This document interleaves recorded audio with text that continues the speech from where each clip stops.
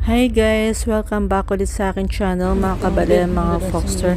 Ayan guys, nakikita nyo, naglalakad tayo guys mga kabalen. Kasi gusto ko makita dahil preparation ng for Virgen de los Remedios guys. Ayan, nag-walk tayo sa Capitol. Kasi gusto ko lang makita yung preparasyon nila dito. Kasi yun nga, siguro dito nila ilalagay yung Virgen de los Remedios. Ayan, naririnig namin yung, actually naririnig namin yung speaker na dito sa amin. Malakas na yung speaker niya guys ngayon.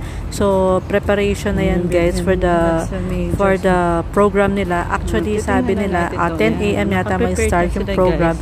Ayan guys, nakikita nyo guys mga kabalen, mga Foxter. Diyan siguro ilalagay yung Virgen de los Remedios. Siguro may mass later on at 3 PM, pero mag-start yata ang program at 10 AM daw sabi nila, pero naririnig ko lang yung speaker at music pa lang guys. Ayan, nakikita nyo guys yan. Gusto ko lang makita guys So prepared na sila. So yan lang.